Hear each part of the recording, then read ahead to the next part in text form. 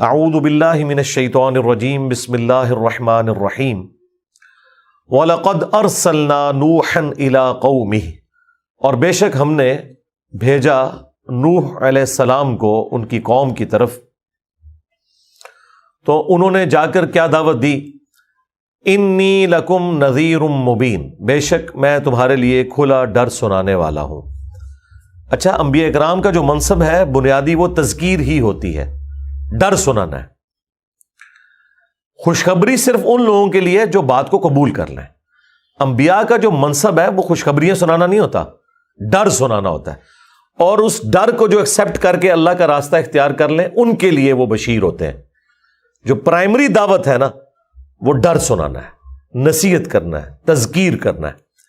ہمارے محبوب صلی اللہ علیہ وآلہ وسلم کے لیے بھی سورۃ الانعام کی آیت نمبر 19 میں ہے وَأُوحِيَ إِلَيَّ هَذَا الْقُرْآنُ لِأُنذِرَكُمْ بِهِ وَمَنْ بَلَغَ، اے نبی تم فرما دو کہ یہ قرآن مجھے اس لیے وحی کیا گیا تاکہ اس کے ذریعے میں تمہیں بھی ڈر سنا دوں اور جس تک یہ کتاب پہنچ جائے، اس کتاب کے ذریعے وہ ڈر سنائے گا۔ فَذَكِّرْ بِالْقُرْآنِ مَن يَخَافُ وَعِيدٍ، اے نبی اس قرآن کے ذریعے ڈر سنائیے، نصیحت کیجئے ہر اس شخص کو جو اللہ کی دھمکی سے ڈرتا ہے۔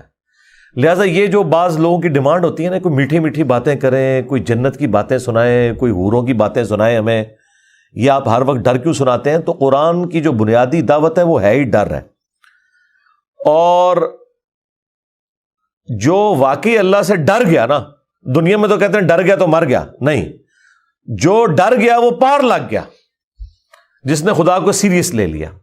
اب دیکھیں یہ انبیاء کرام کی دعوت جب کبھی بھی آئے گی یہ اسی سے سٹارٹ ہوگا کہ جب بھی کوئی پیغمبر آیا تو اس نے یہی کہا کہ میں کھلا ڈر سنانے والا ہوں۔ ڈر کیا ہے؟ کہ تمہیں کسی نے پیدا کیا ہے اور وہ ہستی تم سے قیامت کے دن پوچھے گی جو کچھ تم نے دنیا کے اندر کیا ہوگا، تم اللہ کے حضور اکاؤنٹیبل ہو، اپنی مرضی کی زندگی نہیں گزار سکتے۔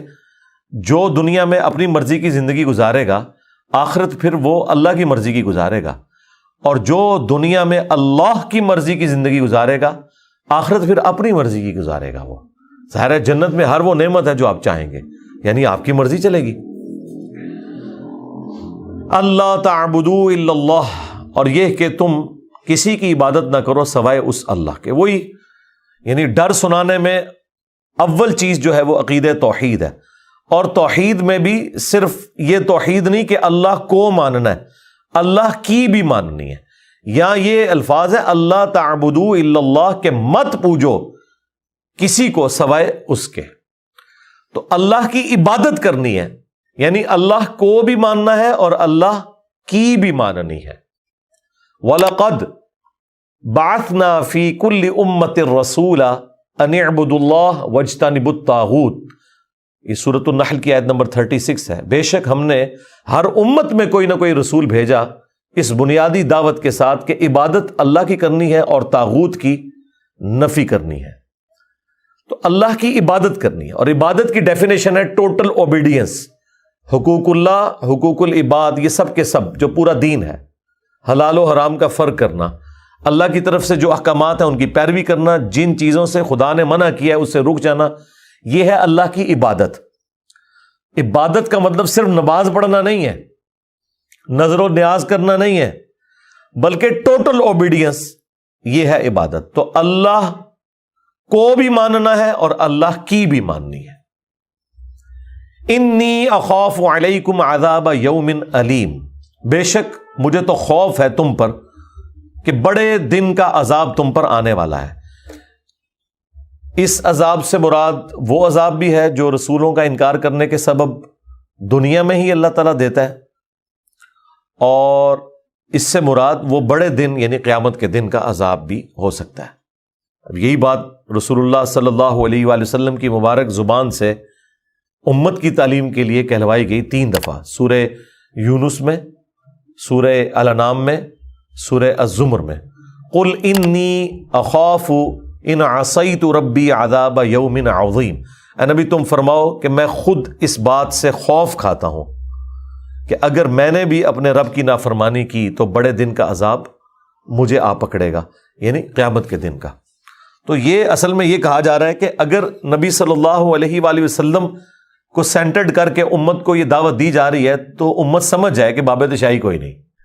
جو لوگ یہ دعویٰ کرتے ہیں کہ ہم اس وقت تک جنت میں نہیں جائیں گے جب تک کہ اپنے سارے مریدوں کو لینا جائیں اپنے ساتھ، اب یہ نہیں پتا کہاں لے کے جائیں گے، لیکن قرآن کی تعلیمات تو بالکل اس سے مختلف ہیں. بے شک میں خوف کھاتا ہوں تم پر اس بڑے دن کے عذاب کا. فقال الملأ الذین کفروا من قومہ، تو ان کی قوم میں سے جو سردار تھے کفر کرنے والے وہ کہنے لگے ما نراک الا بشرا مثلنا، کہ اے نوح ہم تو نہیں دیکھتے مگر تمہیں اپنی ہی طرح کا ایک انسان. اور یہ کوئی بات غلط بھی نہیں وہ کہہ رہے تھے. یہاں پہ بعض لوگ ان آیات کو مس یوز کرتے ہیں اور یہ کہتے ہیں دیکھو کافروں کا عقیدہ تھا نبی کو بشر کہنا. تو اگر یہ کافروں کا عقیدہ تھا تو اللہ تعالیٰ نے ان کے کفر کو واضح کیوں نہیں کیا کہ تم لوگ جھوٹ باندھ رہے ہو؟ ایسا تو کبھی نہیں ہوا. سورۃ الفرقان میں آیا کہ یہ کیسا نبی ہے، بازاروں میں چلتا بھی ہے، کھاتا پیتا بھی ہے. تو اس کے جواب میں تو یہ ہونا چاہیے تھا یہ کیا وابیوں والی باتیں کر رہے ہو؟ نہیں، اس کے جواب میں اللہ تعالیٰ نے فرمایا ہم نے کوئی ایسا رسول نہیں پہلے بھیجا جو کھانا نہ کھاتا ہو، جو بازاروں میں نہ چلتا ہو، اور نہ ہم نے ان کے جسم ایسے بنائے تھے کہ وہ ہمیشہ زندہ رہتے. تمام انبیاء کو بھی موت آ گئی. تو یہ ایک ایسی سچائی تھی جس کا ڈینائل قرآن میں نہیں آیا بلکہ اس کی تائید آئی. حتیٰ کہ سورہ بنی اسرائیل میں آیا کہ اگر زمین پر فرشتے آباد ہوتے تو ہم فرشتوں میں پیغمبر بناتے، چونکہ انسان آباد ہیں تو انسانوں میں سے ہی پیغمبر بھیجیں گے. تو یہ کون سا اعتراض ہو گیا کہ یہ بھی ہماری طرح کا ایک انسان ہے؟ بھائی انسان ہے تو تمہارے لیے آئیڈیل ہے نا. اللہ تعالیٰ نے یہ بھی فرمایا کہ اگر ہم کوئی فرشتہ رسول بناتے نا تو پھر یہ کسی اور مغالطے میں پڑ جاتے، اور وہ مغالطہ کیا ہوتا کہ فرشتہ ہمارے لیے آئیڈیل کیسے ہو سکتا ہے؟ اسے کیا پتا کہ پیٹ درد ہو تو کیا تکلیف ہوتی ہے، اسے کیا پتا کہ سر درد کی کتنی مشقت ہوتی ہے، رزق کمانا کتنا مشکل کام ہے. وہی گل آٹا گندنا ہلدی کیوں ہے. یعنی اللہ تبارک و تعالیٰ بھی کوئی کام کرے تو کیڑے نکالنے والے اس میں بھی کیڑے نکال لیتے ہیں. تو اس کا حل صرف یہی ہے کہ آپ نے اوبیڈینٹ ہونا ہے. تو یہ ہمیشہ اعتراض وہ کافر کرتے تھے کہ آپ بھی تو ہماری طرح انسان ہی ہے نا. تو بھائی یہ فرق تم نہیں دیکھ رہے کہ ان کو اللہ تعالیٰ نے تمہارے لیے رہنما کے طور پر چنا ہے، ان کے اوپر وہی نازل ہوئی ہے، اور یہ وہی کا نازل ہونا یہ بہت بڑا ڈفرنس ہے. لیکن ہے وہ انسان، جبھی انسانوں کے لیے آئیڈیل ہے. وَمَا نَرَاكَ اتَّبَعَكَ إِلَّا الَّذِينَ هُمْ أَرَاذِلُنَا بَادِيَ الرَّأْيِ. یہ ایک جینون اعتراض بنتا تھا ان کا، کیونکہ سردار جب بول رہے ہیں تو وہ تو کمی کمین لوگوں کو اپنے قریب بھی نہیں آنے دیتے تھے جو ان کی نظر میں چھوٹے سٹیٹس کے یا غریب لوگ ہوتے تھے. دوسرا وہ یہ الزام لگانا شروع ہو گئے نوح علیہ السلام کے اوپر، ایک تو آپ ہماری طرح کے انسان ہیں، دوسرا کہ ہم تو دیکھ رہے ہیں کہ آپ کی پیروی تو نہیں کر رہے مگر ہم میں سے وہ لوگ جو بڑے حقیر اور ذلیل لوگ ہیں. یعنی آپ کی پیروی کرنے والوں میں کوئی بڑے سردار نہیں ہیں، غریب غریب لوگ ہیں جو انبیاء کی دعوت کو قبول کر رہے ہیں. یہ بھی نیچرل چیز ہے. بھائی امیر لوگوں نے کیوں انبیاء کی دعوت کو قبول کرنا ہے؟ غریب بیچارہ پہلے ہی پسا ہوا ہے، دنیا میں اس کے لیے ویسے ہی بڑی مصیبتیں ہیں، آلام ہیں. ایسی صورتحال میں وقت کا پیغمبر جب انہیں ایک امید دلاتا ہے کہ یہ تکلیفیں عارضی ہیں، ختم ہو جائیں گی، ہمیشہ کی زندگی تمہارا مقدر ہوگی، تو غریب کی دنیا تو ویسے ہی ختم ہوئی ہوئی ہے، تو اس کے لیے یہ دعوت ہے بھی سوٹیبل. اسی لیے دیکھیں نبی علیہ السلام کے اوپر بھی غریب غریب لوگ ایمان لے کر آئے تھے، سردار تو نہیں لے کے آئے ایمان. وہ تو آخر میں جب انہوں نے غلبہ دیکھا تو قبول کر لیا. اوورآل سارے غریب ہی لوگ تھے اور انہی کو تکلیفیں بھی اٹھانی پڑیں. وہ جو صحیح بخاری کے اندر کیسر روم اور ابو سفیان کا مکالمہ ہے، جبکہ ابھی حضرت ابو سفیان نے اسلام قبول نہیں کیا تھا، اس میں بھی کیسر روم ان سے پوچھتا ہے کہ بتاؤ کہ نبی کی پیروی کرنے والے امیر لوگ ہیں یا غریب لوگ؟ تو انہوں نے کیا کہا کہ نہیں، وہ تو غریب غریب. ان کا ہاں ایسے ہی ہوتا ہے، غریبوں نے قبول کرنا ہوتا ہے، امیروں کو تو یہ ٹینشن پڑ جاتی ہے کہ ہمارا ایک کمپیٹیٹر آ گیا ہے، وہ تو انبیاء کے مقابلے میں کھڑے ہوتے ہیں۔ آپ دیکھیں قرآن میں جتنی انبیاء کی دعوت آئی ہے نا، سب میں یہ آئے گا کہ قوم کے سردار کھڑے ہو گئے۔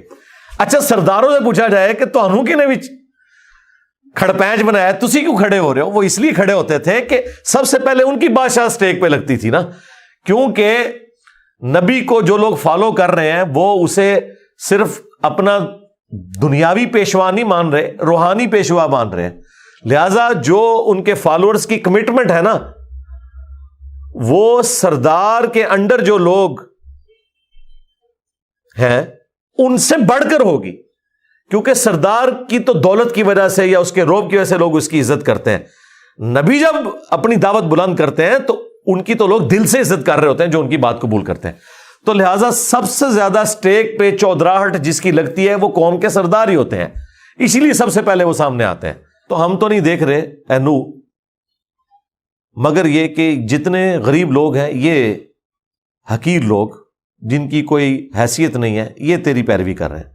وَمَا نَرَا لَكُمْ عَلَيْنَا مِنْ فَضْلٍ، اور نہ ہم تمہاری ہستی کے پوائنٹ آف ویو سے اپنے اوپر کوئی فضیلت دیکھ رہے ہیں کہ کوئی تم بہت ایکسٹرا آرڈنری انسان ہو ایز کمپیئر ٹو ہمارے، یعنی بظاہر وہی سارے کا سارا معاملہ ہے۔ جو ایک انسان کے اندر خوبیاں ہوتی ہیں وہی تمہارے اندر ہیں، ہمارے اندر بھی موجود ہیں۔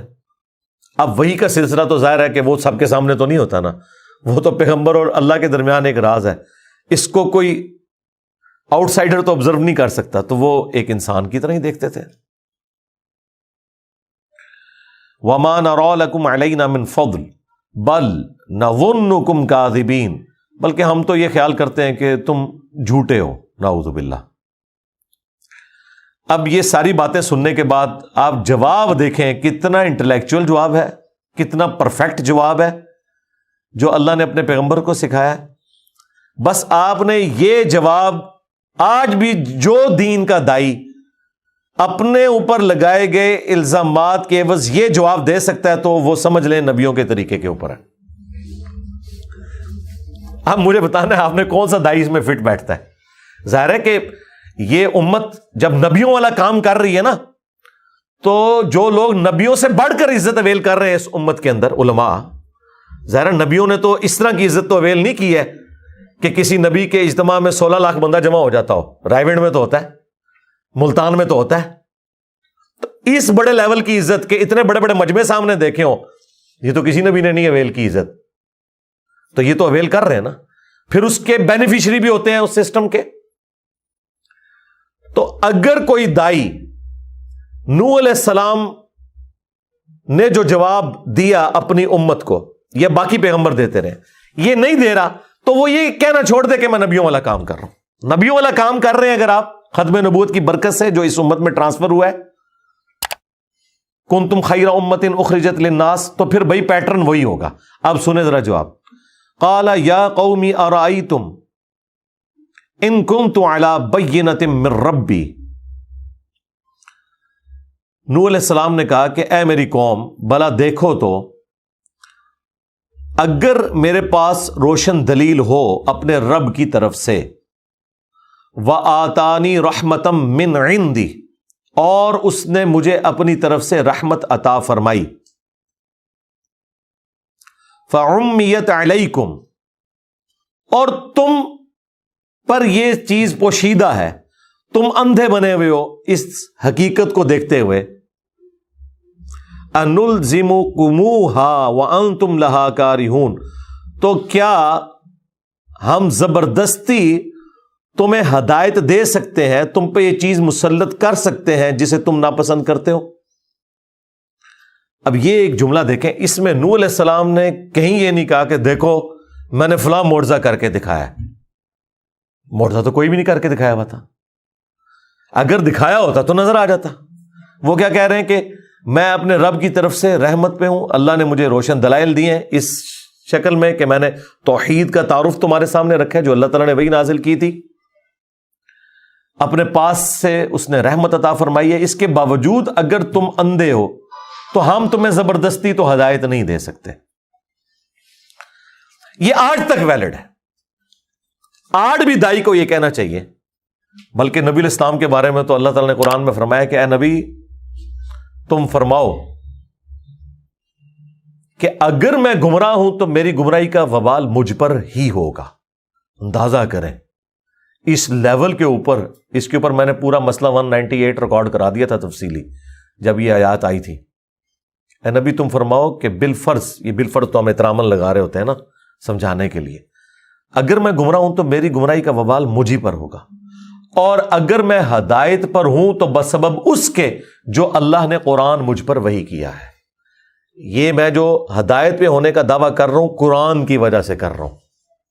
اچھا، آج بھی ہمیں یہی کہنا چاہیے، ہم جب کبھی بھی کسی کے سامنے قرآن و سنت کی دعوت رکھیں اور وہ آگے سے کہے کہ نہیں آپ کا تو کوئی مدرسہ نہیں، آپ کی تو کوئی مسجد نہیں، آپ کے تو کوئی مرید نہیں، آپ کی تو کوئی ڈگری نہیں، تو اس کے جواب میں کیا کہا جائے گا؟ یہی کہا جائے گا کہ اگر اللہ تعالیٰ نے مجھ پہ رحمت کی ہے اور قرآن و سنت کی تعلیمات تک مجھے پہنچا دی ہے، اور وہ قرآن و سنت کی تعلیمات جنہیں تم بھی مانتے ہو صرف عقیدے کی حد تک، اس پہ عمل نہیں کرتے، عمل تو بالکل اپوزٹ کر رہے ہو، تو اب بتاؤ اگر تم پر یہ حقیقت آشکار نہیں ہو رہی کہ یہ کتاب و سنت کی دعوت حق ہے تو تمہارا تو کچھ بھی نہیں ہم کر سکتے. ہم تو زیادہ سے زیادہ تمہیں بتا ہی سکتے ہیں نا، قرآن میں لکھا ہے ایاک نعبد و ایاک نستعین. اس کے باوجود تم نے یا عبد القادر جیلانی مدد کہنا نہیں چھوڑنا، تو ہم یہ گھول کے تو تمہیں توحید نہیں پلا سکتے نا. ہم تو تمہیں بخاری اور مسلم سے نماز کا طریقہ رفع الیدین کے ساتھ سکھا سکتے ہیں، اس کے باوجود تم نے رفع الیدین شروع نہیں کرنا تو ہم گھول کے تو تمہیں ہدایت نہیں دے سکتے. تو یہ وہ اللہ کی رحمت ہے جو آج بھی اس امت کے اوپر ان لوگوں پہ موجود ہے جو انبیاء کے پیٹرن پر انبیاء کی دعوت ان کی امتوں تک پہنچاتے ہیں، اور ہر زمانے میں ایسے لوگ رہے.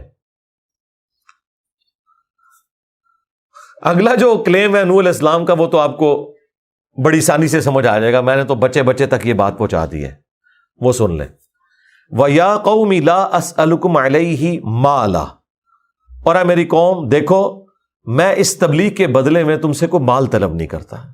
یعنی آج کی ڈیٹ میں میری کوئی چندہ بک نہیں ہے، میرا کوئی اکاؤنٹ نہیں ہے جو میں اپنے ویڈیو کے اوپر ڈسپلے کراؤں کہ جی یہ درس سننے کے بعد آپ اس اکاؤنٹ میں اتنے پیسے ٹرانسفر کر دیں. ایسا کوئی نہیں ہے. اب مجھے بتائیں یہ کون کہہ سکتا ہے، کسی ایک بندے کا نام لیں کہ یہ پلانٹ ارتھ پہ فلاں دائی ہے جو اس پہ پورا اترتا ہے. آپ بندوں کے نام لیں، ان کے میں آپ کو بتاتا ہوں اکاؤنٹ نمبر یوٹیوب کے اوپر اویلیبل ہے، اور وہ کیا شاہانہ زندگی گزار رہے ہیں. سب کچھ اسی سسٹم سے انہوں نے حاصل کیا. آج جب ان کو باتیں کرتے ہیں کہتے ہیں نہیں یہ ہماری گاڑیاں تو نہیں، یہ تو تنظیم کی ہیں. دیکھو کیسا انہوں نے، جس کو کہتے ہیں کتے کو حلال کرنے کے لیے. میں وہ کل ایک مولوی کی ویڈیو دیکھ رہا تھا، وہ بکرا ذبح کر رہا اور لوگ خوش ہو رہے ہیں کہ دیکھو جی جماعت کا امیر ہے خود بکرا ذبح کر رہا ہے. میں نے کہا یہ پوری زندگی بکرا خرید نہیں سکتا جو اس کی کوالیفیکیشن ہے، تو بکرا کہاں سے آیا؟ جن گاڑیوں میں یہ گھوم رہا ہے یہ پوری زندگی، اپنی پوری زندگی کی اپنے باپ کی تنخواہیں جمع کر کے نہیں خرید سکتا. یہ کہاں سے آیا؟ یہ اے میری قوم دیکھو میں کو مال تو طلب نہیں کرتا اس کے بس، ان اجریہ الا علی اللہ، میرا اجر تو نہیں ہے مگر اللہ کے اوپر. اللہ تعالیٰ مجھے اجر دینے والا ہے. میں اس تبلیغ کے بدلے میں تم سے کوئی مال طلب نہیں کرتا. اس کا جو اجر ہے، اس کا بدلہ ہے، وہ اللہ تعالیٰ مجھے دینے والا ہے. یعنی اس سے مراد ہے جنت میں ہی ملنا ہے.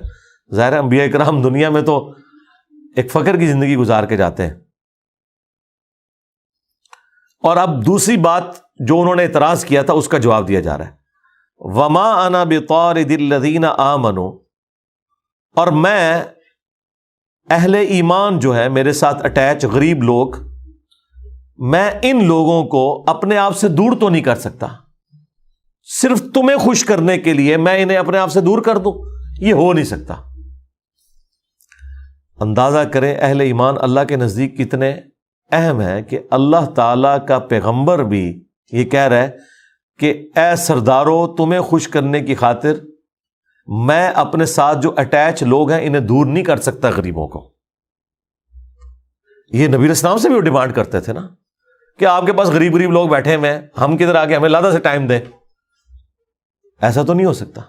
اور ایک دفعہ نبی علیہ السلام سے ہو گیا، جب ایک نابینا صحابی آ گئے, آپ نے زبان سے کچھ نہیں کہا, لیکن صرف چہرے مبارک کے اوپر ناگواری کے آثار آئے, عبس و تولی, تو اللہ تعالیٰ نے قرآن میں نقل کر دیا. اور اللہ تو کس لیول کے اوپر اتر کے سمجھا رہا ہے. اللہ تعالیٰ فرما رہا ہے کہ جو لوگ آئے ہیں ادھر ٹائم پاس کرنے کے لیے, انہیں تو تم تبلیغ کر رہے ہو, اور جو شوق سے آیا ہے اس سے روگردانی کر رہے ہو. دفع کرو ان کو, جائیں جہنم میں. یار چسکے لینے کے لیے آئے ہیں پھر اٹھ کے چلے جائیں گے. جو اپنے شوق سے سیکھنے آیا نا, اس سے تم نے روگردانی نہیں کرنی. سیدھی سی بات ہے. اور یہی طریقہ ہونا چاہیے انبیاء والا. لیکن کیا یہ علماء کے اندر ہے؟ آپ دیکھیں امیر لوگوں کا لنگر بھی لادا ہوتا ہے پیر خانوں کے اوپر. یہ بالکل جھوٹ بولتے ہیں کہ ایک جیسا لنگر کھلاتے ہیں. بالکل آپ کو پتہ ہی نہیں ہے. وہ تو کبھی آپ ان لوگوں کے ساتھ گئے ہو نا, تو آپ جن کو امیر سمجھ کے جا رہے ہوتے ہیں اور وہ آپ کے ساتھ دال روٹی لنگر پہ کھا رہے ہوتے ہیں, وہ ان کی نظر میں امیر نہیں ہوتے ہیں, وہ تو شاہی کوئی نہیں ہوتے. وہ تو امیر ان کو سمجھتے ہیں کہ جو ارب پتی لوگ ہیں. چھوٹے موٹے توڑے جڑے امیر لوگ نے, وہ تو انہوں نے نزدیک غریب نے. ان کے ساتھ کبھی آپ جائیں تو ان کا لنگر کا سسٹم بالکل الگ ہوتا ہے, ان کا پروٹوکول بالکل الگ ہوتا ہے. یہ آپ کو سٹیٹس بھی کا فرق بھی نظر آئے گا. امیر لوگوں سے یہ لوگ ہاتھ ملائیں گے تو پوری اسمائل کے ساتھ, اور غریب لوگوں کے ساتھ ملا رہے ہوں گے, کیمرہ ادھر ہے ادھر دیکھ رہے ہوں گے. تکیہ نہیں ہے فوٹو, اور کی نہ تو انہوں ننگا کرا تو اڑے علماء نو. ان کا تکبر دیکھا ہے آپ لوگوں نے؟ کبھی کسی بڑے آدمی کے ساتھ بھی انہوں نے یہ اس طرح تصویر کھنچوائی ہے کہ دیکھ رہے ادھر ہوں اور ایسے کر کے سلام لے رہے ہوں؟ نہیں. وہ کبھی غلطی سے ہی ایسا ہو جائے نہیں ہوگا, اس لیے کہ وہ انہیں پتہ ہے کہ یہ زمینی خدا ہیں, ہم نے ان کا احترام کرنا ہے. تو جب ایک زمینی خدا دوسرے زمینی خدا کا احترام کرتا ہے, پھر دونوں خدا ایک دوسرے کے بینیفیشری ہوتے ہیں. غریب لوگ تو شاہی کوئی نہیں ہے. تو اللہ تعالیٰ فرما رہا ہے کہ نوح علیہ السلام نے انہیں کہا کہ دیکھو تمہارے کہنے کے اوپر میں غریب لوگوں کو اپنے آپ سے دور نہیں کر سکتا. Never, not at all. اچھا, یہ سیم باتیں رسول اللہ کے لیے بھی آئی ہیں قرآن کے اندر. جب کافر کہتے تھے کہ ان کو آپ دور کریں, تو نبی علیہ السلام کو تو یہاں تک کہا گیا کہ آپ ان سے فرما دیں کہ ان کا نہ کوئی میرے اوپر کوئی احسان ہے, نہ میرا ان کے اوپر کوئی احسان ہے, یہ سب اللہ کی رضا کی خاطر آئے ہوئے ہیں. میں کس طرح ان کو اصحاب صفا کو اپنے آپ سے دور کر دوں؟ اور اگر میں ایسا کرتا ہوں اس میں بھی آئے گا, میں تو ظالموں میں شمار ہو جاؤں گا. اللہ کے نزدیک مراتب کا فرق اپنی جگہ, انبیاء اور امتوں کا, لیکن جو بندہ ایمان لے آتا ہے وہ اللہ کے نزدیک ایکولی اہمیت کا حامل ہے, اس اعتبار سے کہ وہ خدا کو رسپانس کرنے والا ہے. نبی کوئی اپنی مرضی سے تو نبی نہیں نہ بن جاتا. نبی کو تو اللہ چوز کرتا ہے تو وہ نبی بنتا ہے نا.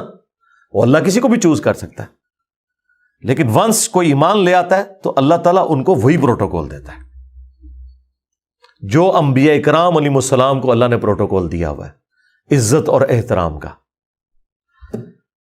تو اے نبی, یہ حضرت نوح علیہ السلام کے بارے میں آ رہا ہے کہ انہوں نے کہا کہ میں اہل ایمان کو اپنے آپ سے الگ نہیں کر سکتا. انہم ملاقو ربہم, بے شک وہ تو اپنے رب سے ملاقات کرنے والے ہیں. ولاکنی اراکم قوما تجہلون, لیکن میں تمہیں دیکھ رہا ہوں اے کفار, اے کافروں کے سرداروں, کہ تم لوگ حقیقت سے ناواقف ہو, تم جہالت کی زندگی گزار رہے ہو. وَيَا قَوْمِ مَن يَنصُرُنِي مِنَ اللَّهِ, اے میری قوم مجھے بتاؤ کہ مجھے اللہ سے کون بچائے گا. یہ نوح علیہ السلام کی گفتگو ہے. ان طردتہم, اگر میں اپنے پاس بیٹھنے والے اہل ایمان کو اس طریقے سے دھتکار کے اٹھا دوں یہاں سے, افلا تذکرون, کیا تم اتنا بھی نہیں سوچتے؟ اب مجھے بتائیں, یہ تو انبیاء کا سٹیٹس ہے, اور صوفیاء کہتے ہیں کہ جی جناب نگاہ مار کے مرید ساڑ دیتا. اور مرید کون سا؟ دشمن مرید نہیں, جو وضو کروانے والا. ہاں, اس نے لوٹے کی ٹوٹی قبلہ رخ نہیں رکھی, اور کہتے ہیں کہ عبد القادر جیلانی نے نگاہ ماری اور جلا کے راکھ کر دیا. تو ہم یہ پوچھتے ہیں کہ اگر انہوں نے ایسا کیا ہے, ہمیں تو اس سے کوئی غرض نہیں کہ ہم ان کی طرف سے کوئی جھوٹی صفائی پیش کریں کہ انہوں نے نہیں کیا ہوگا, ہمیں تو کوئی کسی سے انٹرسٹ نہیں ہے. اگر انہوں نے ایسا کیا ہے تو 302 کا مقدمہ ہوتا ہے ان کے اوپر, یہ فضیلت ہے. اور اگر نہیں کیا تو اللہ کے حضور بری ہیں, نہ میری تعریف سے انہیں کوئی اجر ملنے والا ہے, نہ میری برائی کرنے سے ان کا مرتبہ کم ہونے والا ہے. لیکن مجھے یہ بتائیں, جو مرید آپ کو وضو کروا رہا ہے اور اس نے ٹوٹی قبلہ رخ نہیں رکھی, تو یہ کیا کوئی شرعی گناہ ہے؟ جو اس نے کیا ہے. اور پھر کہتے ہیں کہ بعد میں انہوں نے لوٹے کی طرف دیکھا تو اس کی ٹوٹی بھی سیدھی کر دی. پہلے ہی لوٹے ال ویکھ لیندے, غصے ہی تھوڑا ٹھنڈا ہو جاتا, بندہ مار دیا. اور یہاں انبیاء یہ کہہ رہے ہیں کہ مجھے اللہ سے کوئی بچا نہیں سکتا اگر میں اپنے ساتھ بیٹھنے والے کسی ایمان والے غریب آدمی کو اپنے سے دور کروں. تو مجھے بتائیں, ان کے جو عبد القادر جیلانی ان آیات کی روشنی پہ انبیاء کے راستے کے اوپر ہے یا شیطان کے راستے کے اوپر ہے؟ یہ خود فیصلہ کر لیں. تو پھر ہم کیوں نہ کہیں کہ مرنے سے پہلے اے مسلمان کر لے اس پہ غور, کتابوں کا خدا اور ہے, بابوں کا خدا اور.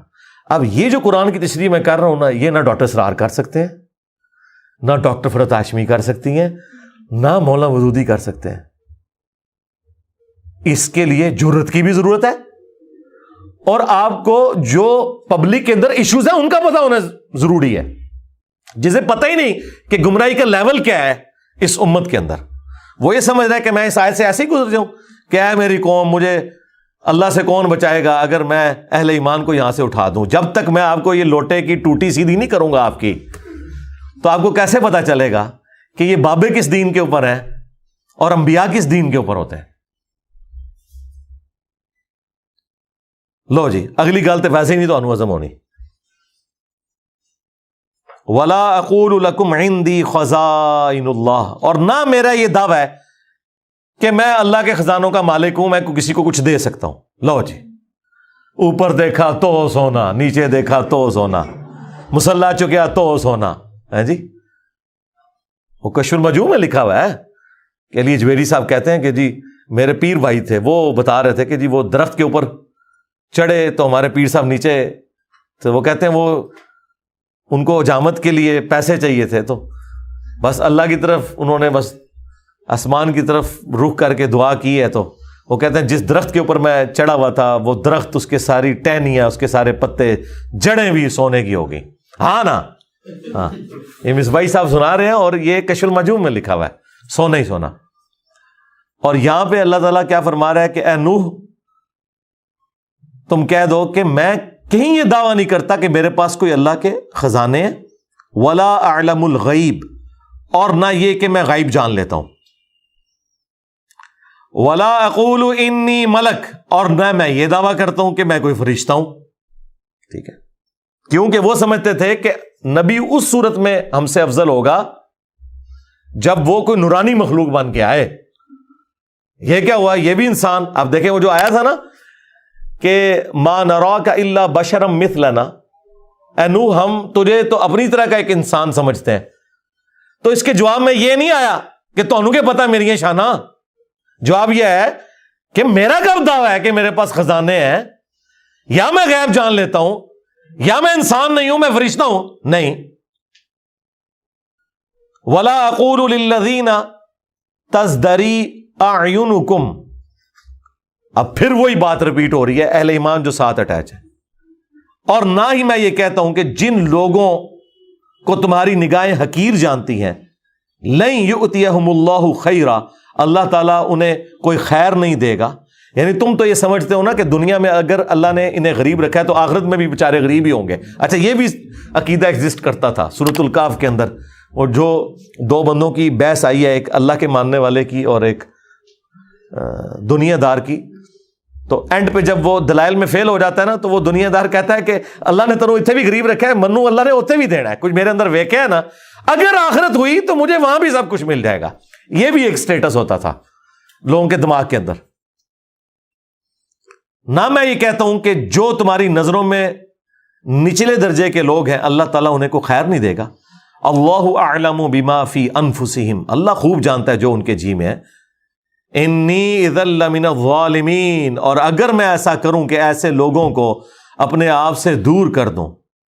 یا اب یہ ایک ہی آیت ہے, یہ جتنے دعوے کیے ہیں نا, اگر میں یہ سارے کلیم کرتا ہوں تو میں ظالموں میں شمار ہوں گا. اگر میں کہوں کہ میں خزانوں کا مالک ہوں, میں غیب خود سے جان لیتا ہوں, میں فرشتہ ہوں, اور میں ان غریب لوگوں کو اپنے آپ سے اٹھا دوں یہ کہہ کے کہ تسی دنیا چ بھی ذلیل ہوئے ہو, آخرت چ بھی ذلیل ہوو گے, تو میں ظالموں میں شمار ہو جاؤں گا. ایسا کچھ بھی نہیں ہے. یہ سیم آیات اس سے زیادہ سخت انداز میں سورۃ الاعراف کی آیت نمبر 188 نبی الاسلام کے بارے میں آئی ہے. اے نبی تم فرما دو کہ نہ تو میں اپنی جان کے لیے کسی نفع اور نقصان کا مالک ہوں، باقی کس کا، مگر یہ کہ جو اللہ میرے لیے چاہے، اور نہ یہ کہ میں خود غیب جان لیتا ہوں، اور اگر میں خود سے غیب جان لیتا تو خیر کثیر جمع کر لیتا، مجھے کبھی کوئی تکلیف نہ پہنچتی. میں تو نہیں ہوں مگر ڈر سنانے والا. اب ان ساری باتوں کا جواب لاجیکلی جب دیا نوح علیہ السلام نے، تو آگے سے جواب ذرا ان کا سنیں. قالوا یا نوح، وہ کہنے شروع ہو گئے اے نوح، قد جادلتنا فاکثرت جدالنا، بہت جھگڑا ہم نے آپس میں کر لیا، بہت بحثیں کر لی کثرت کے ساتھ، چھوڑ ان ساری باتوں کو.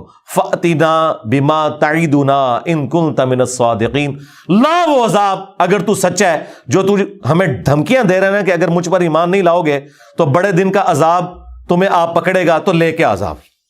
گالی ختم، ایتھی کھلوتے ہیں سی. اب اس کے جواب میں تو ہونا چاہیے تھا کہ اے دیکھ میں ہوں نگاہ مارنا ہوا، کوئی نہیں. جواب بالکل ڈفرنٹ آ رہا ہے. یعنی یہ ایک رکوع بتانے کے لیے کافی ہے کہ اس امت کی اکثریت کس عقیدے کو مانی ہوئی ہے جس کا قرآن و سنت سے کوئی تعلق نہیں. جواب سنیں جی. قال انما یاتیکم بہ اللہ ان شاء، وہ کہنا شروع ہو گئے حضرت نوح علیہ السلام کہ دیکھو جو تم مجھ سے مانگ رہے ہو نا کہ عذاب لے آ، وہ تو اللہ ہی لائے گا جب وہ چاہے گا. وما انتم بمعجزین، اور تم پھر اللہ کو عاجز نہیں کر سکو گے. انہوں نے کہا مینوں تے کٹ دیو وچوں، میں کہ تو عذاب لے کے آواں، یہ تو اللہ کا اختیار ہے، جب چاہے عذاب لے آئے. ولا ينفعکم نصحی ان اردت ان انصح لکم، اور نہیں فائدہ پہنچائے گی تمہیں میری خیر خواہی اگر میرا ارادہ ہو بھی کہ میں تمہیں کسی طریقے سمجھا دوں. انصح لکم ان کان اللہ یرید ان یغویکم، اگر اللہ ہی نے یہ ارادہ کر دیا ہے کہ تمہیں گمراہ رہنے دینا ہے. ہوا ربکم، وہی تمہارا رب ہے، وإلیہ ترجعون، اور اسی کی طرف تمہیں لوٹ کر جانا ہے. دیکھ لیں انبیاء گاڈ اورینٹڈ ہوتے ہیں. یہ ساری باتیں کر کے کہا کہ بھئی میں تو سمجھا رہا ہوں، اگر اللہ نے تمہاری قسمت میں یہ گمراہی لکھی ہوئی ہے نا، اب یہ نہیں نبی علیہ السلام کہہ رہے کہ تمہیں میری مار وگ گئی ہے کہ تسی میری توہین کی تھی، نہیں، ان کا بھائی اللہ کے فیصلے، چاہے گا تو ہدایت دے دے گا. میں نے تو کوشش کر لی. جو آج بھی ہم کہتے ہیں یار ہمارا کام تو صرف قرآن سے بخاری مسلم سے حوالہ دینا ہے، ماننا ہے مانو، نہیں ماننا جاؤ جہنم میں، ٹھیک ہے. اور لوگوں کو برا لگتا ہے. اب یہاں پہ بھی دیکھیں وہ سیدھا سیدھا کہہ رہے ہیں کہ اگر اللہ تعالیٰ نے تمہارے لیے یہ طے کر دیا ہے کہ تم نے گمراہ ہی مرنا ہے تو مر جاؤ گمراہ، میرا کیا لے رہے ہو، خود جہنم میں جاؤ گے، تم نے اللہ کے پاس ہی جانا ہے.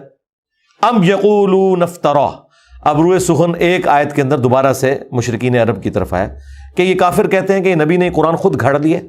قل ان افتریتہ فعلی اجرامی، اے نبی فرماؤ کہ اگر یہ قرآن میں نے خود گھڑا ہے نا تو اس جرم کا وبال بھی مجھ پہ ہی ہوگا.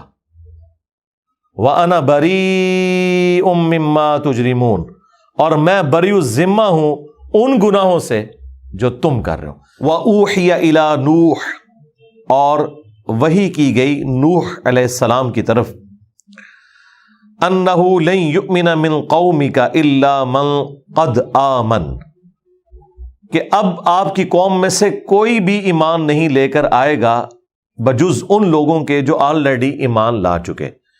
یعنی اب اللہ تعالیٰ کی طرف سے یہ فیصلہ ہو گیا کہ اب چند دنوں میں عذاب آنے والا ہے، اور یہ جو وحی آپ کی طرف نازل ہو رہی ہے اس کے بعد اب ان دنوں تک کوئی بھی ایمان نہیں لے کر آئے گا. بس وہ جتنے لا چکے 78 کے قریب لوگ، اور ان میں خود حضرت نوح علیہ السلام کی اپنی بیوی اور ایک بیٹا بھی شامل نہیں تھا. تو یہ باقی جو آپ کی قوم کے لوگ ہیں وہ ایمان نہیں لائیں گے بجز ان کے جو آلریڈی لا چکے. فلا تبتئس بما كانوا يفعلون، تو آپ نے جو ان کے اعمال ہیں ان کی وجہ سے غم میں مبتلا نہیں ہونا. یہ نہ ہو کہ پیغمبر کا دل جو نرم ہوتا ہے وہ پسیج نہ جائے کہ اب تیرے عذاب کا فیصلہ ہو چکا ہے تو فلاں فلاں شخص کو بھی کوئی ہدایت کا معاملہ ہو جائے تو وہ اب اللہ تعالیٰ نے طے کر دیا کہ اب ہدایت، وہ جو زبردستی والی ہدایت ہے نا پیغمبر کی دعا سے بھی، وہ بھی کسی کو نفع اب نہیں دے گی. اب اللہ تعالیٰ کا ڈیوائن فیصلہ آ چکا ہے. وَاصْنَعِ الْفُلْكَ بِأَعْيُنِنَا وَوَحْيِنَا، تو آپ ہماری آنکھوں کے سامنے ہماری وحی کی انسٹرکشنز کے مطابق ایک کشتی تعمیر کریں، ہماری وحی کے ساتھ ہماری آنکھوں کے سامنے۔ یعنی نوح علیہ السلام کو یہ مکمل طور پر گائیڈ کیا جا رہا تھا کہ اس کشتی کی لینتھ کتنی ہوگی، اس کی ہائٹ کتنی ہوگی، اور اس کے لیے جو مٹیریل پرووائڈ کرنا ہے وہ بھی انہوں نے خیر اس فلم میں دکھایا موجزانہ طور پر۔ پانی آتا ہے اور وہ اتنے بڑے بڑے درخت ایک دم اگ جاتے ہیں اور اس کی لکڑی بھی اس کے مطابق ہوتی ہے۔ بہرحال خیر یہ موجزانہ ہی تھا ایک معاملہ۔ تو ہماری آنکھوں کے سامنے اور ہماری وحی کے ذریعے، یعنی ہم آپ کو بتائیں گے کہ یہ اتنے فٹ کی اس کی لینتھ ہوگی، اتنی ہائٹ ہوگی، اتنی چوڑائی ہوگی، یہ مکمل طور پر نوح علیہ السلام کو بتایا گیا۔ اچھا آپ ایک لمحے کے لیے ذرا تصور کریں کہ اللہ تعالیٰ کے لیے انسان کتنا امپورٹنٹ ہے۔ صرف 78 لوگ ہیں، ان میں ایک شخص لیڈ کر رہا ہے اور اس کے ذریعے اللہ تعالیٰ نے انسانیت بات کی چلانی ہے، باقی سب کو غرق کرنا ہے، اور جانداروں کا بھی ایک ایک جوڑا اس میں سوار کیا جائے گا۔ اتنی بڑی کائنات میں اللہ تعالیٰ کی توجہ کا مرکز وہ وقت کا پیغمبر ہے، جسے کہا جا رہا ہے کہ آپ ہماری وحی کے مطابق اور ہماری آنکھوں کے سامنے وہ کشتی بنائیں جس طرح ہم آپ کو بتائیں گے۔ یہ آیات اور پورا قرآن اس کے اوپر گواہ ہے کہ اللہ تعالیٰ نے سب سے زیادہ اگر سیریس کسی کو لیا ہوا ہے نا تو وہ انسان ہے، اور انسان نے سب سے زیادہ نان سیریس کسی کو لیا ہوا ہے تو وہ خدا ہے۔ اللہ کے لیے تو یہی ہے کہ بھائی یہ بچائے جائیں گے، یہ تباہ ہوں گے، اور صرف تباہ نہیں ہونا، آخرت کی ہمیشہ کی ناکامیاں بھی ان کا مقدر ہونی ہے۔ اب تو کہتے ہیں نا کہ مر جائیں گے، ہاں مر کے بھی نہ چین پایا تو کدھر جائیں گے؟ یہ مرنے پہ خالی معاملہ ختم نہیں، ہمیشہ کی ناکامیاں اور عذاب مقدر ہونے والے ہیں، وَلِعَوْذُ بِاللَّهِ تَعَالَى اللہم لا تجعلنا منہم۔ تو ہماری وحی کے ذریعے ہماری آنکھوں کے سامنے ایک کشتی بنائے، وَلَا تُخَاطِبْنِي فِي الَّذِينَ ظَلَمُوا، اور آپ نے ہم سے ان ظالموں کے بارے میں کوئی سوال بھی نہیں کرنا۔ کہیں ایسا نہ ہو کہ آپ کا دل پسیج جائے اور آپ کہیں کہ یا اللہ یہ 2 بندے اور چھوڑ دے، مجھ سے بات بھی نہیں کرنی اس ٹاپک کے اوپر۔ اب ان کے لیے کوئی ہدایت والا معاملہ نہیں ہے۔ اِنَّهُمْ مُغْرَقُونَ، بے شک یہ غرق کر دیے جائیں گے۔ وَيَصْنَعُ الْفُلْكَ، اور نوح علیہ السلام نے پھر کشتی بنانی شروع کر دی۔ وَكُلَّمَا مَرَّ عَلَيْهِ مَلَأٌ مِّن قَوْمِهِ، جب کبھی بھی ان کی قوم کے سردار ان پر سے گزرتے تھے کہ وہ کشتی بنا رہے ہیں۔ اب ایسی جگہ پہ انسان کشتی بنا رہا ہے جو پہاڑی علاقہ ہے، جہاں سے پانی نیچے تو جاتا ہے، کبھی ایسا نہیں ہوا کہ اب کو ہمالیہ کی پہاڑیوں کے اوپر کوئی بندہ کہ جی میں کشتی بنا رہا ہوں کہ یہاں پہ پانی آنے والا ہے، تو لوگ یہ کہیں گے کہ اس کا لگتا ہے اب ذہنی توازن بگڑ گیا ہے۔ کوئی ہم میدانی علاقے میں تو نہیں ہے، پانی تو بہ کے نیچے جانا ہے۔ ہم پہاڑی علاقوں میں رہ رہے ہیں، پانی یہاں پہ تو جمع ہو کر کوئی ایسا سین نہیں بنائے گا۔ تو جب کبھی بھی وہ گزرتے تھے ان کی قوم کے سردار ان کے پاس سے کہ وہ کشتی بنا رہے ہیں، اور پھر اتنی بڑی کشتی، سخروا منہ، تو وہ ان کا ٹھٹا اڑاتے تھے، مذاق کرتے تھے کہ بھائی 950 سال، ظاہر اب کوئی احترام سے تو نہیں وہ بات کرتے ہوں گے۔ ہم جب یہ باتیں کرتے ہیں لوگ کہتے ہیں کہ جناب یہ آپ ایکٹنگ کرتے ہیں، تو ظاہر ایکٹنگ اسی طریقے سے ہی وہ کرتے ہوں گے نا، وہ احترام سے تو نہیں بات کرتے ہوں گے، وہ اسی قسم کی باتیں کرتے ہوں گے کہ بھائی 950 سال ہو گئے ہیں اس کو تبلیغ کرتے ہوئے، اور لگتا ہے کہ اب اس کا ذہنی توازن بھی بگڑ گیا ہے، تبھی تو مذاق کرتے تھے کہ بھئی یہ کشتی بنا رہا ہے پہاڑی علاقے کے اوپر آ کے۔ اچھا انہوں نے اس فلم میں نا ان کا وہ مذاق کرنا وہ دکھایا ہے، فلمایا ہے، ٹھیک ہے۔ تو جب وہ مذاق کرتے تھے تو حضرت نوح علیہ السلام اس کے جواب میں کیا فرماتے تھے؟ قال ان تسخروا، وہ کہتے تھے کہ آج جو تم ہمارا مذاق اڑا رہے ہو نا، منا، ہمارے ساتھ یہ جو کچھ کر رہے ہو، فَإِنَّا نَسْخَرُ مِنْكُمْ كَمَا تَسْخَرُونَ، تو ایک دن آئے گا اسی طریقے سے ہم بھی تمہارا مذاق اڑائیں گے جس طرح آج تم ہمارا مذاق اڑا رہے ہو۔ وہ دن اہل ایمان کا دن ہوگا۔ یہ بڑی امپورٹنٹ چیز ہے، یہ پارہ نمبر 30 میں بھی آیا کہ آخرت میں جنت میں بھی پہنچ کے جو اہل ایمان ہے وہ اپنے تکیوں پر ٹیک لگائے ہوئے تختوں پہ بیٹھے ہوئے ان لوگوں کا مذاق اڑائیں گے جنہوں نے دنیا میں ان کا مذاق اڑایا تھا، کہ ہاں بھئی اب پتہ لگ گیا فَسَوْفَ تَعْلَمُونَ مَن يَأْتِيهِ عَذَابٌ يُخْزِيهِ، عنقریب تم جان لوگے کہ کسے پہنچتا ہے ذلیل و خوار کر دینے والا عذاب۔ وَيَحِلُّ عَلَيْهِ عَذَابٌ مُقِيمٌ، اور کس کے لیے حلال ہو جاتا ہے، کون پورا اترتا ہے اس ہمیشہ قائم رہنے والے عذاب کے لیے۔ یعنی کون سا عذاب؟ آخرت کا۔ دنیا میں تو غوطہ آیا، مر گئے، جان چھوٹ گئی، لیکن جان نہیں چھوٹی، جان پکڑی گئی۔ آخرت میں تو نور اسلام کے ذریعے کہا جا رہا ہے کہ آپ انہیں یہ بتا دیں کہ عنقریب یہ دنیا کا عذاب تو آنے والا ہے، تم غرق کر دیے جاؤ گے، اور جو ہمیشہ باقی رہنے والا عذاب ہے وہ ابھی تم پر باقی ہے، جو حلال ہو جائے گا تمہارے لیے۔ حتی اذا جاء امرنا، بس وہ کشتی بناتے رہے، وہ کشتی کوئی ایک دو دن میں نہیں بنی، مہینوں میں بنی ہے۔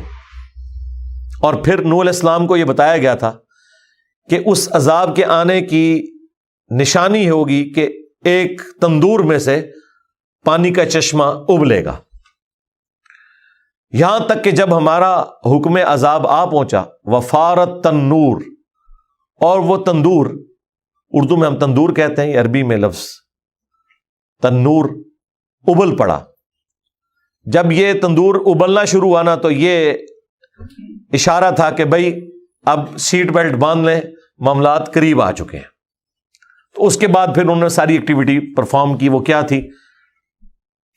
قُلْ نَحْمِلْ فِيهَا مِنْ كُلٍّ زَوْجَيْنِ اثْنَيْنِ، ہم نے ان سے فرمایا نوح علیہ السلام سے کہ ہر جاندار کا ایک ایک جوڑا اس میں سوار کر لیں۔ اور وہ جو فلم ہے اس میں انہوں نے دکھایا ہے، ہاتھی آ رہے ہیں، شیر آ رہے ہیں، اور اتنے زیادہ جانور، پتہ نہیں وہ کس زبردست انداز میں انہوں نے فلمایا۔ وہ اپنی اپنی جگہوں پہ جا کے بڑے اوبیڈینٹ بچوں کی طرح بیٹھ رہے ہیں اپنے اپنے خانوں میں، جو جو انہوں نے ان کے لیے بنائے تھے۔ ظاہر مرزانہ طور پر ہو رہا تھا نا۔ تو ہر جنس میں سے نر اور مادہ اس میں سوار کر لیں۔ وَأَهْلَكَ إِلَّا مَنْ سَبَقَ عَلَيْهِ الْقَوْلُ، اور اپنے گھر والوں کو بھی سوار کر لیں، سوائے ان کے کہ جن کے لیے پہلے ہمارا یہ قول بیان ہو چکا ہے کہ انہیں ہدایت نہیں ملنی۔ ان میں سے ایک نوح علیہ السلام کی بیوی تھی اور ایک ان کا بیٹا تھا۔ بیٹے کا ذکر یہاں پہ آیا، بیوی کا ذکر سورہ تحریم میں جا کے آئے گا۔ نوح علیہ السلام اور لوط علیہ السلام یہ دونوں پیغمبروں کی بیویاں کافرہ تھیں۔ ومن آمن، اور جو ایمان والے ہیں ان کو بھی آپ نے ساتھ سوار کرنا ہے، اپنے اہل البیت کو، سوائے ان کے کہ جن پر اللہ کا حکم عذاب طے ہو چکا ہے، اور اپنے ساتھیوں کو جو اہل ایمان تھے، وہی 80 سے کم لوگ تھے جو اسرائیلی روایتوں میں ملتا ہے، اور قرآن کی آیت اس کو سپورٹ بھی کرتی ہے۔ وما آمن معه الا قلیل، اور نوح علیہ السلام پر ایمان نہیں لائے تھے مگر بہت ہی تھوڑے لوگ، بہت قلیل لوگ۔ اچھا، عربی زبان میں ویسے کثرت کا عدد جو ہے نا، وہ چونکہ وہ 3 سے شروع ہوتا ہے نا جمع، تو 300 پلس جو ہے نا ان کو کثیر تعداد شمار کیا جاتا ہے۔ تو اشارتاً تو یہی لگتا ہے کہ یہ 300 سے بھی کم تھے، لہذا جو اسرائیلی روایتیں ہمیں ملتی ہیں، جو ہمارے مفسرین نے بھی نقل کی ہیں، وہ 78 لوگوں کا ذکر ہے، یعنی 80 سے بھی کم لوگ، سینچری بھی پوری نہیں ہوئی کہ جو ایمان لے کر آئے تھے۔ وَقَالَ ارْكَبُوا، اور نوح نے کہا کہ سوار ہو جاؤ، فیہا، اس کشتی میں، اہل ایمان کو سوار کیا، اپنے گھر والوں کو، سوائے بیوی اور بیٹے کے۔ ان کو بھی ویسے آفر دی تھی، وہ خود ہی سوار نہیں ہوئے۔ انہوں نے کہا جی اتنے اونچے اونچے پہاڑ، یہاں پہ پانی کہاں آ سکتا ہے، ہم کون سے میدانی علاقے میں رہ رہے ہیں کہ وہاں پہ آ جائے گا کوئی سیلاب وغیرہ۔ یہ تو میدانی علاقوں کے مسئلے ہیں نا، پہاڑی علاقوں میں تو آج تک آپ نے سنا ہے کہ مری میں سیلاب آ گیا، یہ تو ہو سکتا ہے کوئی کہیں پہ پانی جمع ہو جائے، کوئی سڑک کے اوپر سے بہہ جائے، باقی تو اونچی جگہ پہ تو سیلاب نہیں آتا اس لیول کا کہ کوئی ڈوب جائے۔ تو نوح علیہ السلام نے کہا کہ سوار ہو جاؤ اس میں، بسم اللہ مجریہا و مرساہا، اللہ کے نام کے ساتھ اس کا چلنا ہے اور اس کا لنگر انداز ہونا ہے۔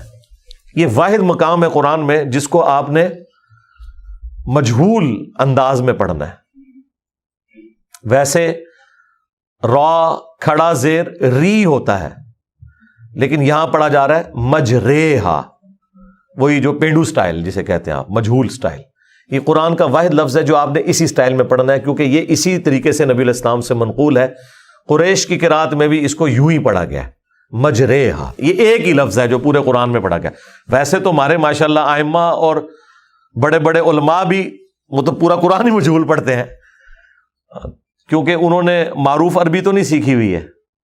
ایون احادیث کی کتابیں پڑھ کے فارغ ہو جاتے ہیں، وہ حدیثیں جب پڑھتے ہیں تو وہ معروف عربی میں نہیں پڑھ رہے ہوتے، مجہول پڑھ رہے ہوتے ہیں، سوائے ان کے جن کا ایک ذاتی شغف خود ہوتا ہے قرات کا کہ وہ عربی لنگوسٹک میں پڑھیں، ادروائز ایون قرآن بھی یہ مجہول ہی پڑھ رہے ہوتے ہیں۔ تو اللہ کے نام کے ساتھ ہی اس کا چلنا ہے اور اس کا لنگر انداز ہونا ہے۔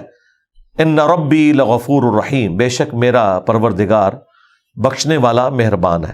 اچھا، یہ دعا جو ہے نا بڑی زبردست ہے، یہ صرف کشتی میں بیٹھنے کی دعا نہیں ہے، کسی بھی سواری میں آپ نے بیٹھنا ہو، ٹرین میں بیٹھے، جہاز میں بیٹھے، یہی دعا مانگیں، بسم اللہ مجریہا ومرساہا ان ربی لغفور رحیم۔ تو یہ حقیقت ہے، اللہ ہی کے حکم کے ساتھ اس کا چلنا ہے اور اس کا لینڈ کرنا ہے۔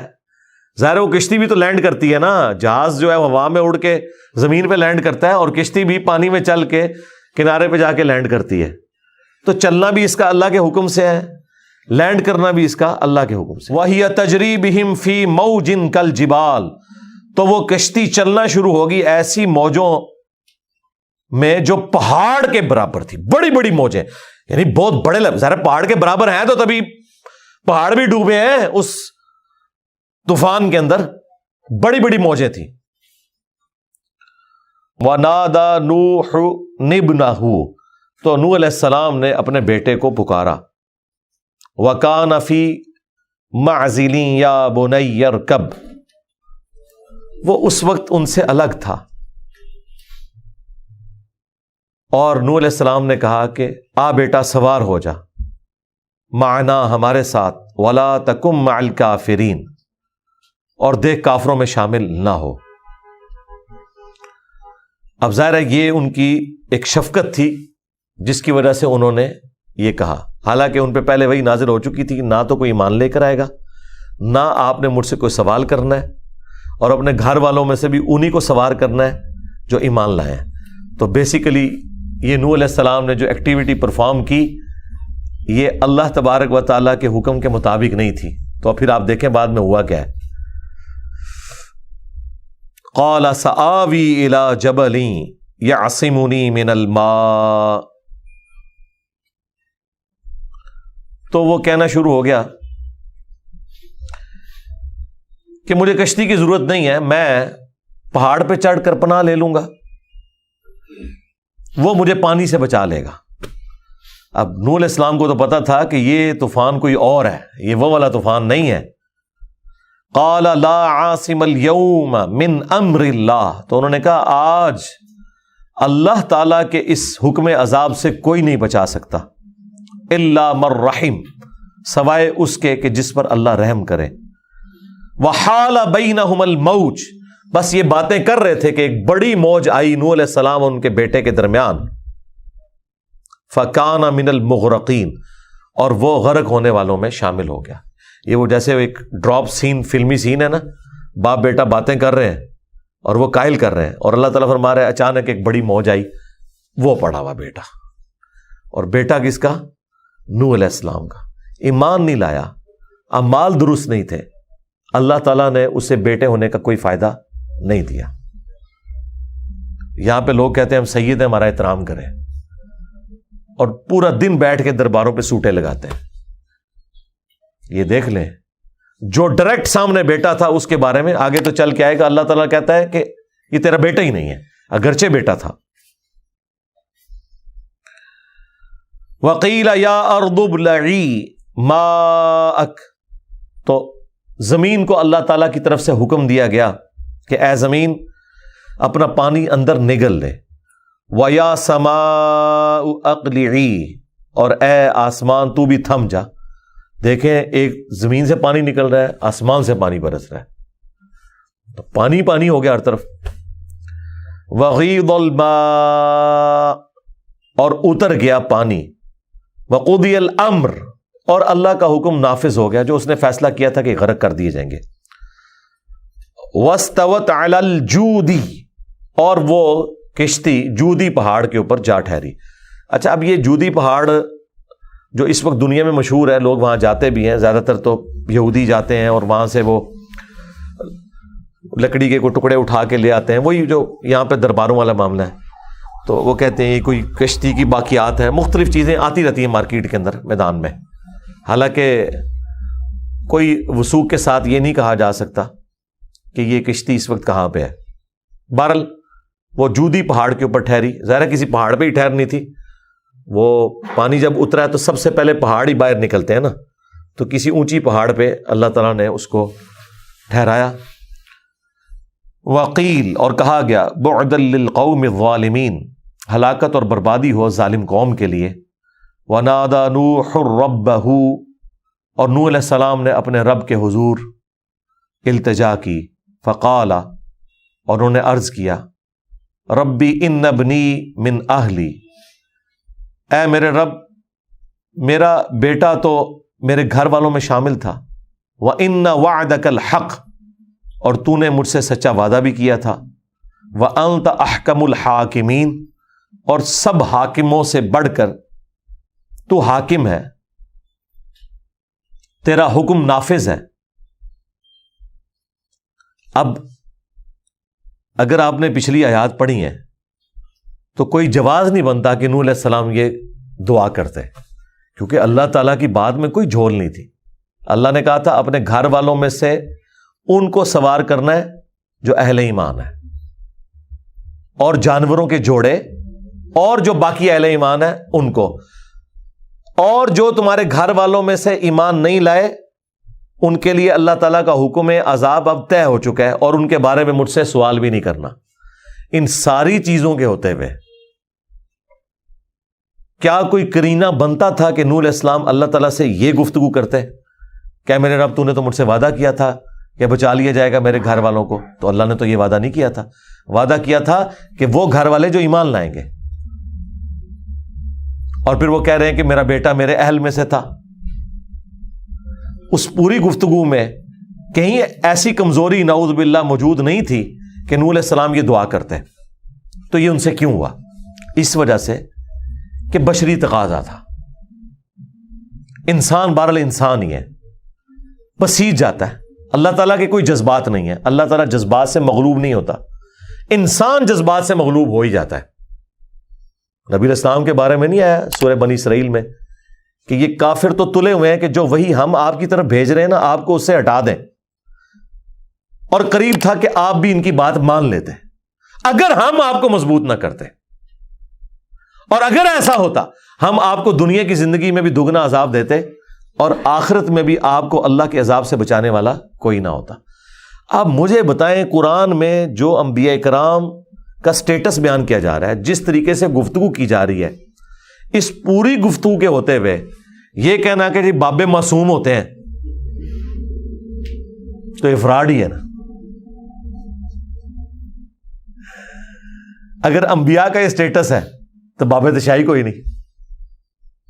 اب یہ انہوں نے جو کچھ کیا نوح علیہ السلام نے اس شفقت کی وجہ سے کیا، اب وہ ہر چیز اوور لک ہوگی، انسان بھول جاتا ہے نا۔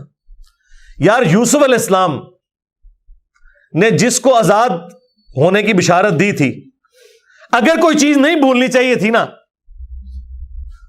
تو یہ تھی کہ مجھے انہوں نے بتایا تھا کہ واضح موت زندگی میں بدلنے والی ہے، اور وہ باہر جا کے بھول گیا، 9 سال تک بھولا رہا۔ جب بادشاہ کو خواب آیا اس نے کہا اوہ ایک بندہ میں جانتا ہوں۔ یار 9 سال تو بندہ یاد ہی نہیں آیا۔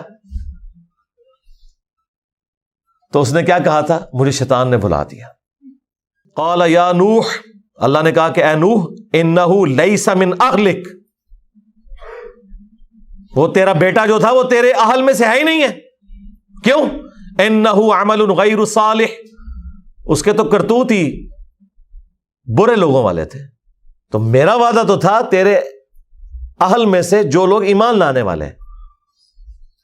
فلا تسألنی ما لیس لک بہ علم، تو دیکھ مجھ سے اس چیز کا سوال مت کر جس کے بارے میں تجھے علم نہیں ہے۔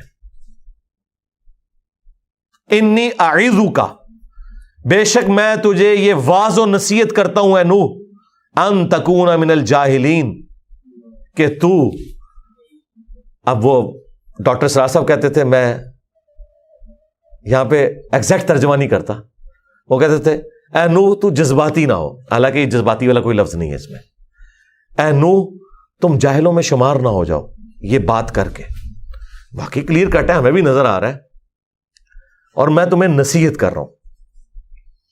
اور جو سب سے خطرناک بات ہے نا اس میں، وہ یہ ہے کہ تم اس چیز کا سوال مجھ سے نہ کرو جس کے بارے میں تمہارے پاس علم نہیں ہے۔ اس جملے کا مطلب کیا ہے؟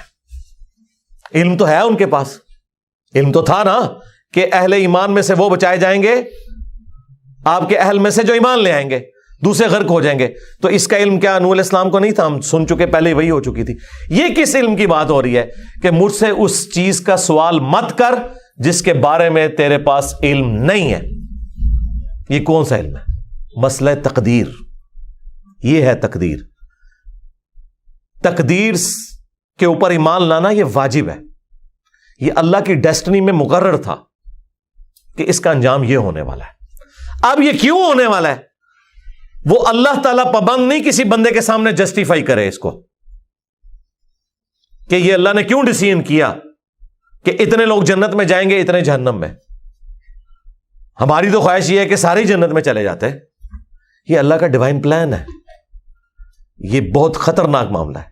جس چیز کا تیرے پاس علم نہیں، یعنی یہ میرے پلان کا حصہ ہے کہ کس کی تقدیر میں جہنم لکھی ہے اور کس کی تقدیر میں جنت، اور وہ جسٹیفائی بھی ہے۔ یہ نہ سمجھیے گا کہ اللہ تعالیٰ نے کوئی زبردستی کی ہوئی ہے کسی کے ساتھ، وہ انسان خود کماتا ہے۔ لیکن بہرحال یہ اللہ کا ڈیوائن پلان ہے۔ کتنی حیران کن بات ہے کہ نبی کے جسم کا ٹکڑا ہے اور جہنم میں جا رہا ہے۔ یہ ہے اصل چیز۔ اور مولانا ساق صاحب کہتے تھے یار خام خواہ تم لوگوں نے جھگڑا بنایا ہوا ہے۔ آپ پتہ نا شیعہ اور بریلوی جھگڑا کرتے ہیں اہل حدیث کے ساتھ کہ حضرت ابراہیم علیہ السلام کے وہ والد نہیں تھے، وہ ابی تھے جی، پیغمبر کا باپ کس طرح کافر ہو جاتا ہے۔ مولانا ساق صاحب تو بعض اوقات ایسا چھکا مارتے تھے وہ پلانٹ ارتھ سے باہر جاتا تھا۔ انہوں نے کہا چھڑ دو، ابراہیم دا پیو، ابراہیم دا پیو تے نبی نہیں نا، نبی کا جو اپنا حصہ ہے اگر وہ کافر ہو سکتا ہے جو اس کے جسم کا ٹکڑا ہے، نبی تو کسی کا جسم کا ٹکڑا ہے نا، جو نبی کا جسم کا ٹکڑا ہے، جس طرح بخاری مسلم میں حدیث ہے فاطمہ میرے جگر کا ٹکڑا ہے۔ اگر نبی کے اپنے جسم کا ٹکڑا کافر ہو سکتا ہے تو اگر کوئی ابراہیم علیہ السلام کے باپ کو کافر مانتا ہے تو یہ کوئی گستاخی والا معاملہ نہیں ہے۔ بڑا بڑا چکا مارا ہے انہوں نے، ٹھیک ہے۔ ہم بس ان بحثوں میں پڑھنے کے لیے تیار ہیں کہ جی بس ہم یہ بھی کسی کی کوئی تقدیس کا مسئلہ بن گیا ہے، کسی کی عزت کم ہو گئی ہے، کسی کی شان میں گستاخی ہو رہی ہے۔ گستاخی صرف اللہ دی شان نہیں جو ہوندی، باقی ہر بندے دی شان گستاخی ہو جاتی ہے۔ آج تک آپ نے گستاخ اللہ سنا ہے؟ گستاخ اولیاء، گستاخ صحابہ، گستاخ اہل بیت، گستاخ رسول، اللہ کا کوئی بھی نہیں کہ جو دسے کہ اللہ، حالانکہ سارے اللہ کے گستاخ ہیں۔ جب یہ لوگ پیغمبروں کے بارے میں غلو کرتے ہیں، جھوٹے اولیاء کا دفاع کرتے ہیں اور سچے اولیاء کے بارے میں غلو کرتے ہیں، صحابہ اور اہل بیت کے بارے میں غلو کرتے ہیں اور انہیں آلموسٹ منی گاڈ بنا دیتے ہیں، تو یہ اللہ کی گستاخی کر رہے ہوتے ہیں۔ چونکہ یہ سب خود اللہ کے گستاخ ہیں، انہیں اللہ کی گستاخی کبھی نظر ہی نہیں آنی کیونکہ یہ خود کر رہے ہیں نا۔ اور اللہ تعالیٰ اپنے معاملات کے اندر کتنا سخت ہے۔ اے نوح میں تجھے نصیحت کرتا ہوں کہ تو جاہلوں میں شمار نہ ہو۔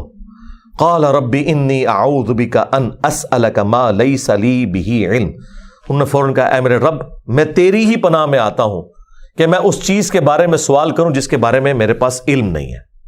اللہ اکبر۔ وَإِلَّا تَغْفِرْ لِي وَتَرْحَمْنِي، اور اگر تو نے مجھے معاف نہ کیا، مجھ پر رحم نہ فرمایا، اکم من الخاسرین، تو میں بھی خسارہ پانے والوں میں ہو جاؤں گا۔ یہ انہوں نے اپنے باپ والی دعا ریپیٹ کی، حضرت آدم علیہ السلام والی۔ ہاں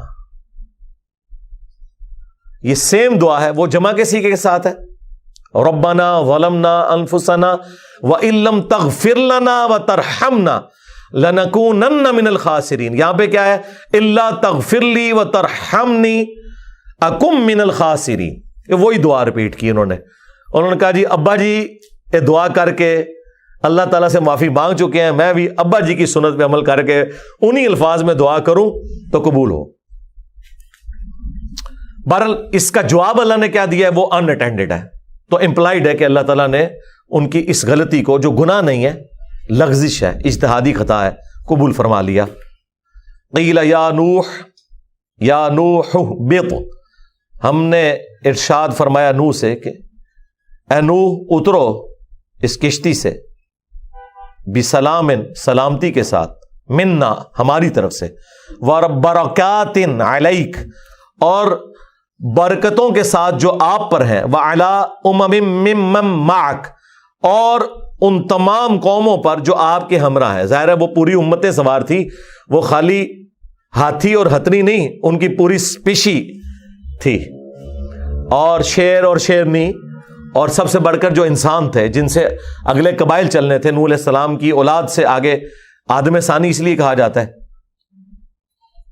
وَأُمَمٌ سَنُمَتِّعُهُمْ، اور وہ قومیں جنہیں ہم متا دیں گے دنیا میں برتنے کا، ثُمَّ يَمَسُّهُمْ مِنَّا عَذَابٌ أَلِيمٌ، اور پھر ہماری طرف سے انہیں دردناک عذاب آ جائے گا. اچھا، جنتیوں کا ذکر ہی کوئی نہیں ہوا. اللہ نے کہا کہ یہ امتیں سوار کر رہا ہوں، تو ظاہر ہے کہ جنتیوں کا ذکر تو امپلائڈ ہے. لوگ قرآن پڑھتے ہیں جی شروع سے لے کے اینڈ تک رحمت ہی رحمت ہے جی، خام خائی ڈراندے رہندے نے. دیکھو جتھے رحمت دی ضرورت سی، جدھر آیت نازل ہوتی کہ یہ ہم نے امتیں سوار کی ہیں، ان میں سے کچھ لوگ اہل ایمان ہوں گے جو جنت میں جائیں گے، اور جو انکاری ہوں گے وہ جہنم میں جائیں گے. صرف جہنمیوں کا ذکر ہوا ہے کہ یہ جہنمیوں کے آباء و اجداد سوار ہو رہے ہیں اس وقت، اور جنتیوں کے بھی آباء و اجداد ہیں. ظاہر ہے وہ تو مومن تھے نا، ان کی اولادوں میں ہمیشہ ایسے ہی ہوا ہے. جب کبھی اہل ایمان کو بچایا گیا تو تھوڑے عرصے کے بعد انہی میں ہی دو گروہ بن جاتے ہیں. وہ کارل مارکس نے اسی کو ڈائی الیکٹریکل مٹیریلزم یہی کہا ہے نا کہ دو چیزیں ٹکراتی ہیں، پھر بیچ میں سے تیسری چیز نکلتی ہے، پھر ان کی دو چیزیں بنتی ہیں، پھر وہ ٹکراتی ہیں، پھر ایک اور رزلٹ نکلتا ہے. ہمیشہ ایسے ہوا ہے. اہل ایمان بچائے گئے. اب یہ دیکھیں نوح علیہ السلام کی قوم بچائی گئی ہے نا، انہی قوموں میں پھر شرک آ جائے گا، جو بخاری میں موجود ہے کہ وہ 5 بندوں کے نام پہ انہوں نے پتھر رکھے، پھر بتوں کی عبادت شروع کر دی. پھر اللہ تعالیٰ نے انہی میں حضرت ہود علیہ السلام کو بھیجا. وہ اگلا ذکر حضرت ہود علیہ السلام کا آئے گا.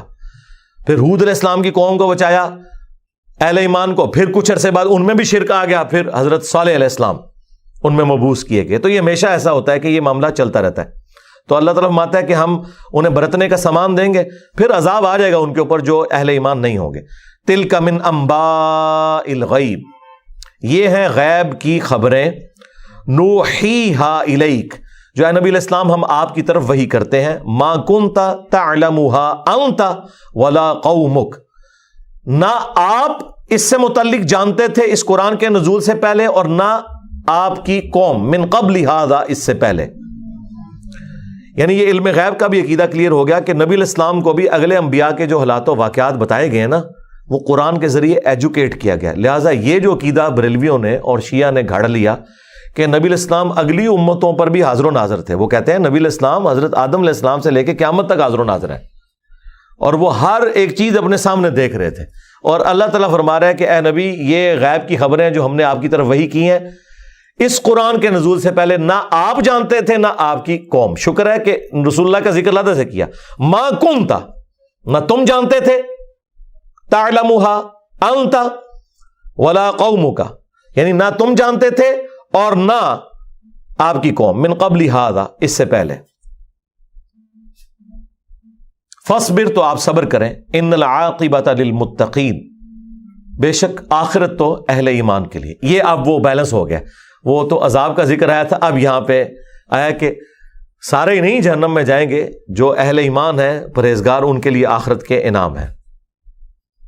اس کے اوپر یہ رکوع ختم ہوا، اور حضرت نوح علیہ السلام کی قوم کا واقعہ 25 آیات کے اندر، جو آیت نمبر 25 سے 49 تک اللہ تبارک و تعالیٰ نے تفصیل کے ساتھ بیان کیا.